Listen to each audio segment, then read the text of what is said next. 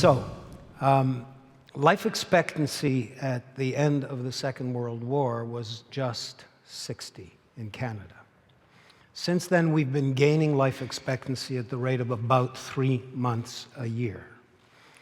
Average life expectancy in Canada today has peaked into the 80s, close to 85 for women, a little less for men. The Lancet, a very important medical journal, perhaps the premier medical journal in the world, last year said that half the babies born today will live to be 100. And we know that modern business is now moving into the longevity area.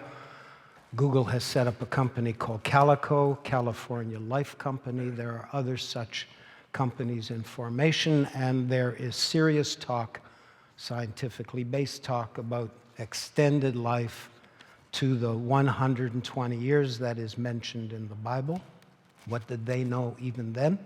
All the way through to 150 and beyond. So, in that kind of world, what is 60? It's only halfway. You're a spring chicken. And yet our next speaker, Ian Brown, has just released a book called 60, The Beginning of the End, or The End of the Beginning, a diary of my 61st year. Ian Brown. Thank you for coming. Thank you very much. Good evening. It's a great pleasure to be here. I have to admit I'm a little nervous, partly because of these two statues which seem to be staring at my ass. And I'm nervous about that. I'm a little nervous because I am talking in the health and wellness pod about aging, which is not normally associated with health and wellness. And I have no great serum or drug or dietary regime to offer you as an antidote to aging. I have only a simple habit of craft, which I'm going to recommend to you eventually. And I'm nervous because there are at least some people in this room who are even older than I am, and they will look upon me as a 60-year-old as an amateur on the subject of aging. And they will think that I wrote this book because so many people are turning 60. And in fact, statistically, that is true. In North America alone, every single day, 10,000 people turn 60. And 10,000 people will continue to turn 60 every single day for the next 13 years. But I didn't write the book for that reason. That would imply that I wrote a book in Canada in order to make money. And I might be getting older, but I am not yet senile. The reason I wrote the book was because things started to happen to my body. And I don't want to oversimplify human psychophysiology, but essentially for the first 15 years of our lives, we're dependent upon our parents or upon other people to keep us alive. And suddenly, around between 11 and 16, something changes. Our bodies become more independent. We break away from the people we're dependent on. We decide to make decisions for ourselves. And our bodies become our closest and most reliable advisors for the next 45 years. So, you know, they tell us when to eat, what to eat, how much to eat. Sometimes they tell who to sleep with, who not to sleep with, who we shouldn't have slept with but did sleep with, who to marry, who to have kids with. Our bodies, including our brains, of course, take care of a lot of stuff. And then, suddenly, at the age of around 60, as you approach 60, this old pal begins to fail you. And dependency looms again. Not just dependency, but even depends loom again. And that does not feel like progress, I don't think, to anybody. The first time I noticed that my body was changing, I work at the Globe and Mail as a roving feature writer. The Globe and Mail is a daily newspaper here in Toronto that some of you may once have read. And we have these story meetings about once a month, and all the writers get together and they pitch their stories. And I went to one when I was about 59, And I had been reading, I'm sort of interested in maritime history, and I'd been reading these books about voyages, circumnavigations of the tip of South America, about Cape Horn. And I was sitting in the meeting waiting my turn, and a younger writer stood up and said, pitched his idea, and he said, you know, I want to write a book, write a story about gay porn, about homosexual pornography. And so I automatically jumped up and I said, oh, I love gay porn. It's fantastic. I can't get enough gay porn. And he kind of looked at me and he said, you know, Ian, you don't really seem like the type. And I said, oh, come on, what's not to love? You know, the roiling semen, rolling around on the poop deck. I mean, all this stuff, you know, is fantastic. And this went on for about 5 minutes, and finally my editor said, are you saying Cape Horn, or are you saying gay porn? And I said, of course I'm saying Cape Horn. We cleared that up. And that was when I realized that my hearing was going. And rapidly after that, I began to realize that it wasn't the only thing. I noticed, for instance, that this space was appearing on the top of my head, where my hair, it sort of resembled Stonehenge, where they did the human sacrifices in the middle, with that sort of bald spot. And because I was going bald, I started to use product, ointment, or whatever you call that goop, in my hair. And I would get up in the morning, and I would put it on my hands. And one morning, I put it on my hands and proceeded to apply it to my face as if it were sunblock, because of course now that I am 60, I have to wear SPF 5000 sunblock. Another time at work, I went into the bathroom, I went into the booth to do my business, I closed the door, I secured the lock, and I began to unbutton my shirt. I'm still not sure what I was hoping to do in there. And all of this was very upsetting to me. And I began to read about the decay of the body, because I am a hypochondriac. And I began to realize that it's not just when you're 60 that this happens, that in fact your brain, and we've heard how great the brain is and how plastic it is, and it is plastic, except when you get older, not so much. But the brain reaches its maximum size and capacity at 28. It's downhill all the way from there. Slowly, and if you concentrate, maybe you can bring a bit of your memory back, or you can keep it, but it's really just maintenance. Nothing is really improving.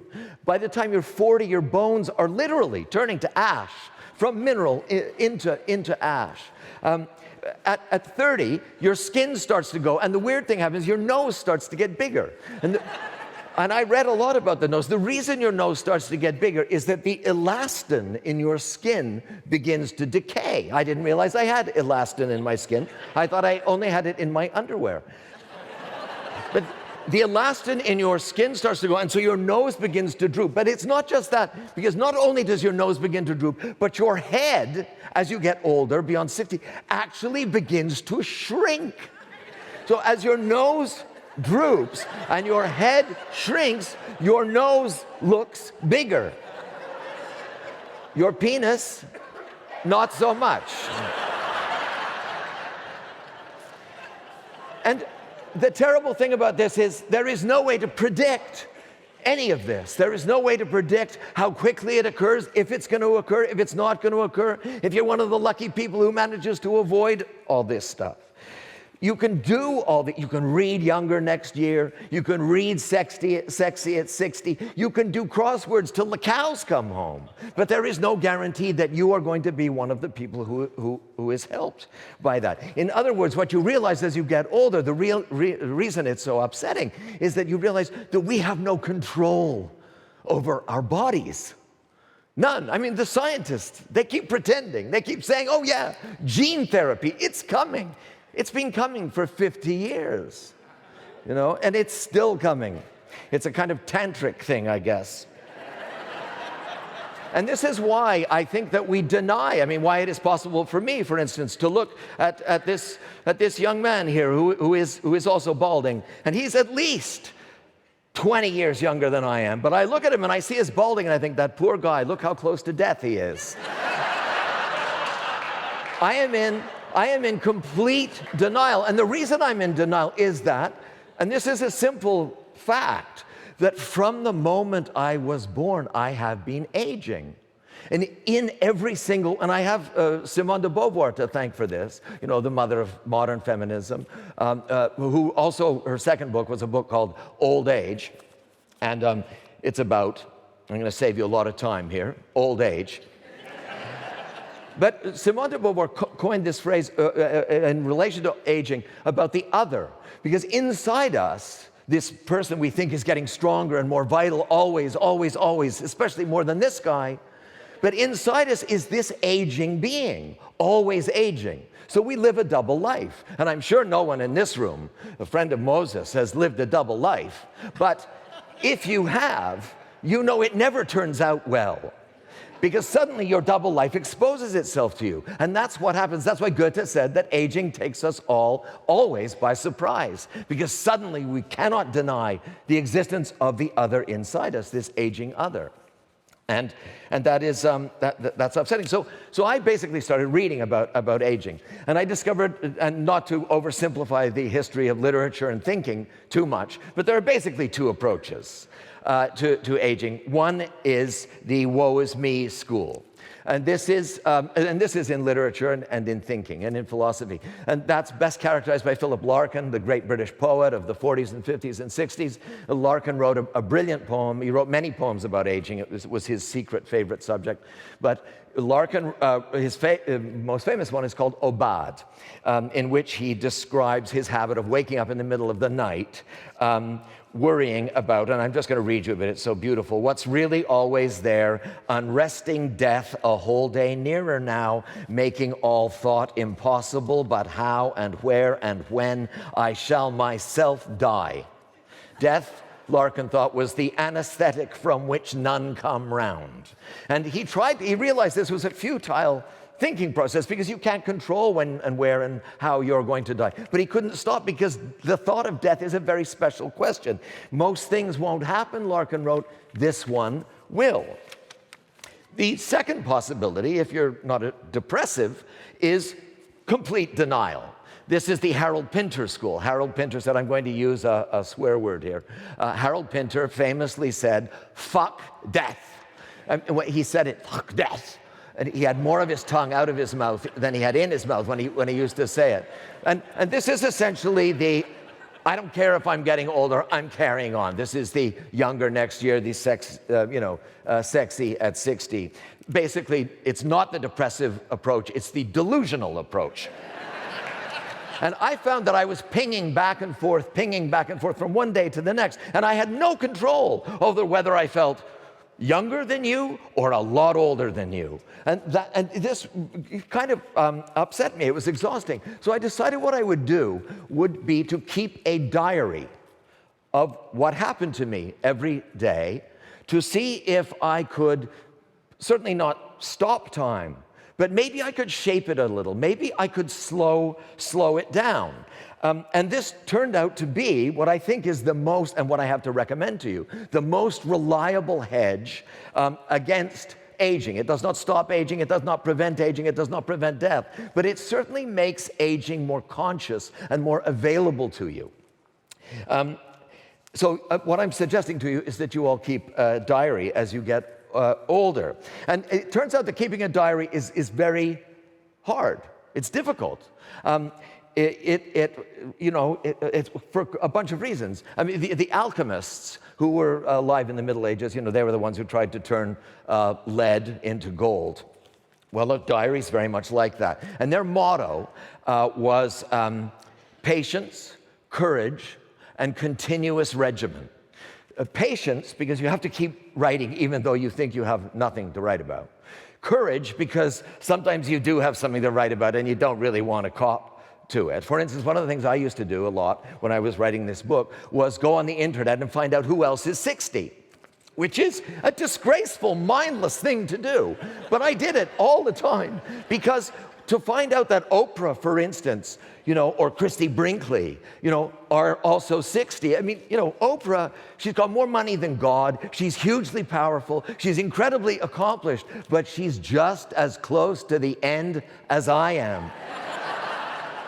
And that is a very reassuring thought. Mark my craven words.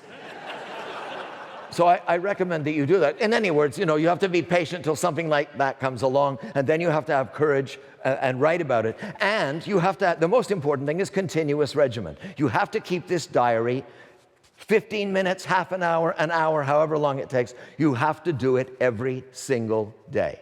You have to regularize it. It doesn't matter if it's good or bad. You just have to do it every single day. And what this does is it introduces you to a part of yourself that you may have forgotten exists. For instance, as you get older, you do this actuarial analysis on everything. Is this the last car I'm going to buy? Is this the last Le Creuset saute pan I'm going to buy? Those goddamn things last forever. Are these the last pair of hiking boots that I'm going to buy? Probably that is the case. Or reading, is it going to be Cervantes and Joyce and Tolstoy? That's a hell of a lot of reading. I'm not sure I have enough time left. So what we all try to do is speed up and pack more details into our life. And this is a problem. It's like Woody Allen said when he wanted to read more books before he died, so he took a speed reading course, and he read War and Peace. And somebody said, "What's it about?" And he said, "It's about Russia."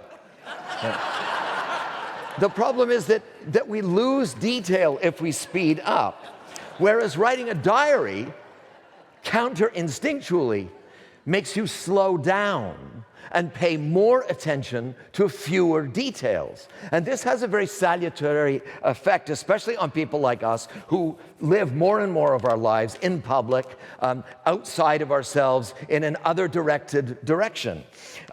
For instance, I am a journalist. So, as you know, I have virtually no soul whatsoever. I'm always being told what's important and what matters. I read the news, I watch TV, I go on social media, somebody tweets something, I get emails. All of that, instead of knowing what I think is true, I basically go by what is supposed to be true, or what other people tell me is true, or what other people want me to believe is true, or even what I want to believe is true so that I can feel better about myself, or sexier, or not as old, or something like that. Whereas what a diary does, because you're just writing about what happens in your life, is make you write about what you actually noticed, about the true details of your existence. I used to begin every day by writing about the best thing that happened to me. Today, the best thing that happened, some woman called me up, said, "I want a copy of 60. Jerry Hall," Mick Jagger's ex, is a friend of mine. "I want to give Jerry a copy." So I said, okay. She wasn't going to pay for it, so I had to give her a copy. But Jerry Hall, I figured that's okay. So I went to the cafe, and I sat down with her, and she started talking about how she knew Jerry and how she taught her kids. And everything she said, her eyes filled with tears.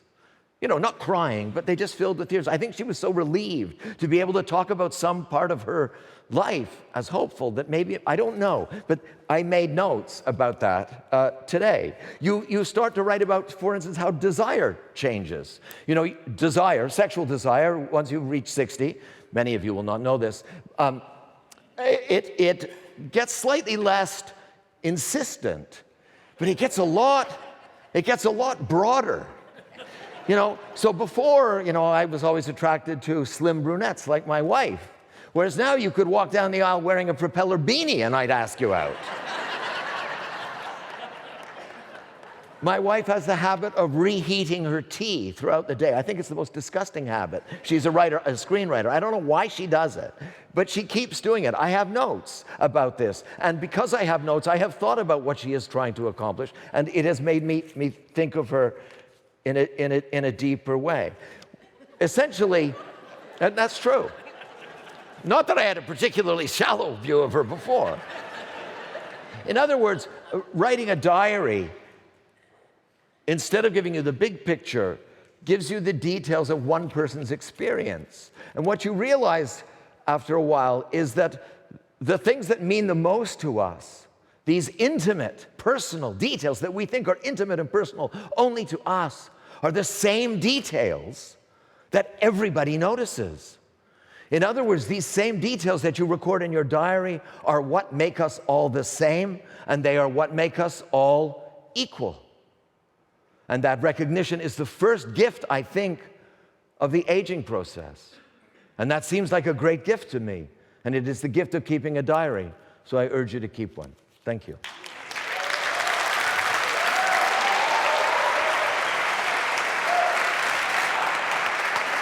Splendid talk. That's great, Ian. Fantastic. I